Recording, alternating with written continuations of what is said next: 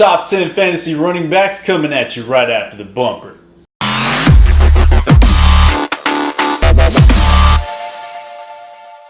What's good, everybody? Hope everybody's having a blessed day. If it's your first time checking out the channel, make sure to hit that little subscribe bell down below. We upload videos weekly covering fantasy football, NFL, Tennessee Titans, whatever it might be. We have fun on a bun here. Today we're going to hop into my top 10 fantasy rankings for running backs in standard. We're going to hop into it. We're going to go over the ECR, the expert consistent rankings as well today. That way we can kind of see where I stack up with them, and you can kind of make your own judgment going from there. But we're going to hop in with number 10, guys. Let's go.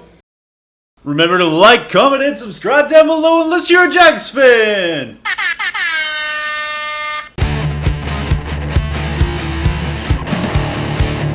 Number 10, we have Derrick Henry at ECR 17, so I'm a little bit higher on him as well. And if you know me and you follow my channel, you know I'm a big fan of the Tennessee Titans, so might be a little bit biased as well. But I believe he's going to get a lot more carries this upcoming season. I believe he's going to take the role from Dion Lewis a little bit more. He's not going to catch a whole lot of passes, so I do want you to take that into account. This is standard that we're doing the rankings for, not half PPR or full point PPR. So if you play in a league like that, I have him in that lower RB2 range as well. So keep that in mind. I think he's going to get over the 1,000 yards in rushing. I have him roughly around that 1,300 range. And I think he's going to have double-digit touchdowns again. So I think he's going to break out and kind of continue what he ended with last year. So I'm really looking forward to him. Let me know down in the comments below. Let me know that I'm too high on him and make me feel bad. Whatever. That's how I got it, though. But next we're going to go into number 9.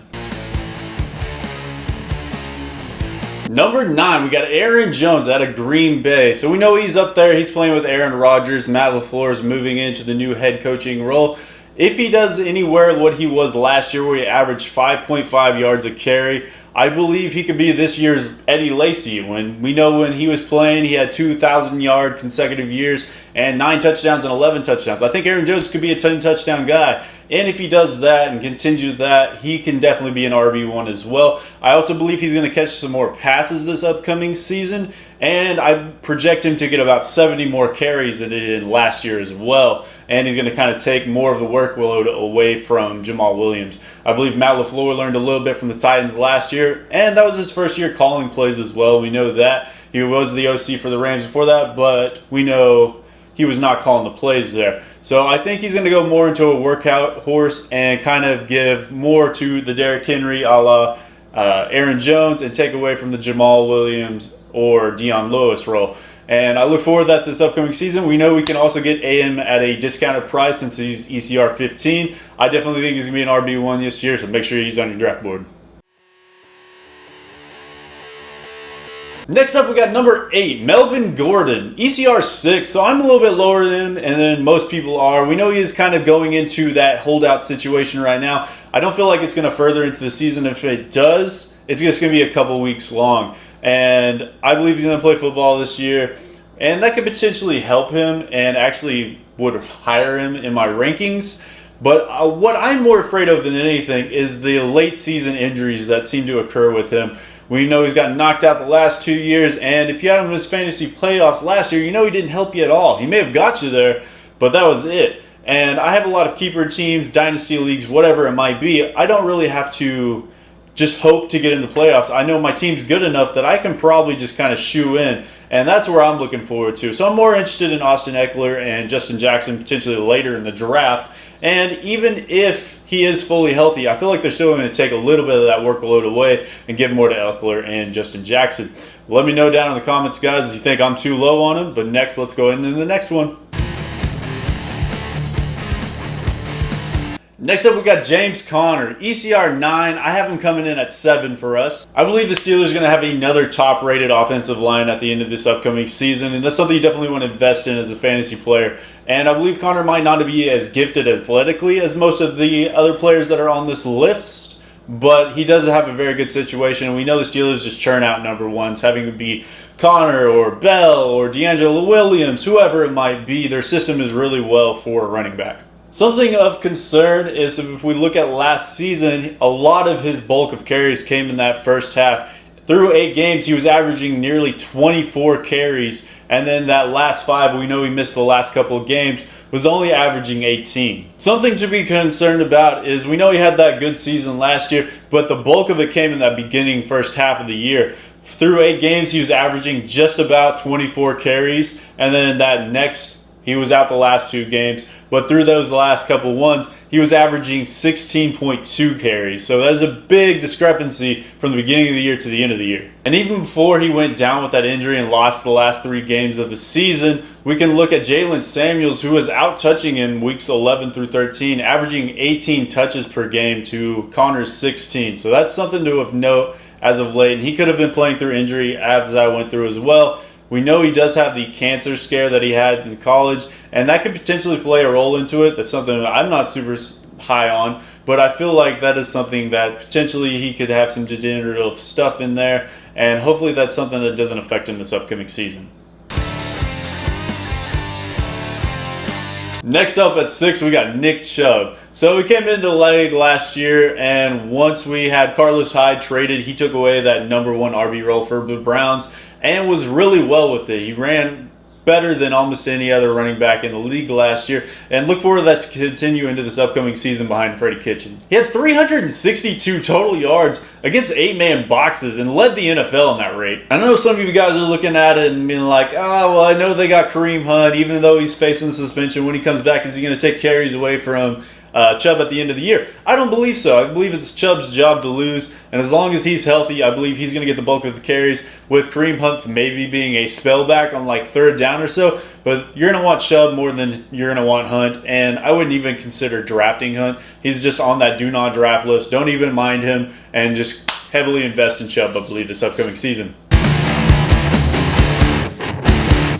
Next up at 5, we got Christian McCaffrey. ECR number 3, so another guy I'm a little low on. We know Cam Newton had the shoulder injury and the surgery this offseason. I believe he's going to come back fully healthy to start week 1. He's already throwing. He's already so much far ahead than Andrew Luck was just last year. We know what he did. I believe Cam's going to be back fine. And if we look at last season's rankings, McCaffrey was doing really well to start the year. But once Cam went injured, that's when McCaffrey exploded. And I think people are looking more into that, and I don't believe that's going to be the case this upcoming season. I believe if Cam Newton is healthy, McCaffrey is going to be another mid-range to low-range number 1 running back. With that being said, if you're playing in any kind of PPR format, he is definitely going to be higher than what I have him ranked in standard. He did finish with an 86.3 catch rate, which is amazing, and he added 6 touchdowns on top of that. He's going to be one of those players that has potential to be a 1K player, having rushing yards and receiving yards. And that's something he was close to last year. I believe he finished about 133 yards short.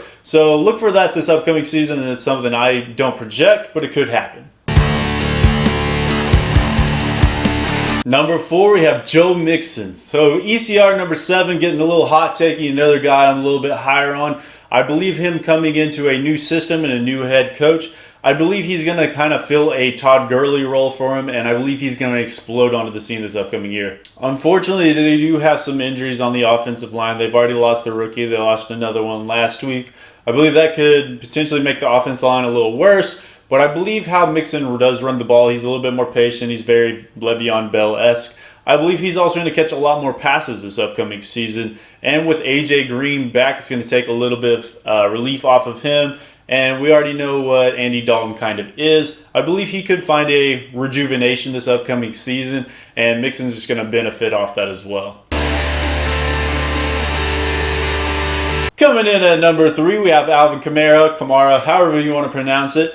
I believe he's definitely going to be up there in the upper echelon again this upcoming season. I believe he's going to be better than McCaffrey, which is a little hot take-ish. But I believe he's going to catch just as many balls as he did this last season, and he's going to run the ball even more, I believe. So we know they moved on from Mark Ingram, who went over to Baltimore, and they brought in Latavius Murray. So I believe Latavius is just kind of a beta Mark Ingram. So I don't believe he's going to get near as much of a workload as he did last year or the year before that. So all of that's going to go to Kamara. And I believe Drew Brees has found the fountain of youth, and he's going to take that again into this upcoming season. That is something to note, though. If Brees falls off, Kamara could take on more 8-man boxes that could potentially hurt him in the long run. But I don't think it's going to happen this year, and they're still going to be well. They got Michael Thomas to kind of relieve them and kind of press out the defense a little bit. But I believe he's still going to be a top number 1 running back this upcoming season. And I believe he has the potential to even finish as the number 1 in standard as well. Alright guys, so there's no surprise here who we have coming in at number 2. It's Ezekiel Elliott, and you can probably already know why. I'm sure everybody else has him in number 2, and this is kind of vanilla as me, but I believe that's how it's going to play out. So I believe the offensive line has already been great his entire career. I believe it could be just as good, if not better, this upcoming season. That's something to definitely get behind. So we know they brought in Amari Cooper as a trade from the Raiders last year, and he definitely came on strong. We know he is a hit-or-miss receiver, but he was all hit last year for him. And this upcoming season, that's going to kind of press out the defense a little bit more, allow Zeke to run around less 8-man boxes, and that's going to help him in the long run. I definitely believe he's going to be a 1,000-yard rusher, 10 touchdowns plus, and we already know he was catching more passes last season. Look for that to continue as well. Dak Prescott was having a good success last year dumping the passes down up to him. Why? The only reason I really have him at 2 and not 1A, 1B with our next one, which I'm sure you guys already know who that is as well, is he is a knucklehead, man. He's already got suspended so many times, and it's just, I feel like this could be another Adam Pac-Man Jones thing. It's just something that's going to play out into his career. He just doesn't make the best choices. And that's something I don't want on my team, because I don't want to spend my first overall draft pick on him and then have him be gone for 8 weeks out of the season, whatever it might be again. So that's something I'm not willing to risk. If he is there at 2, I'm definitely taking him, but that's the reason I'm not taking him number 1 overall. But let's hop into number 1, guys.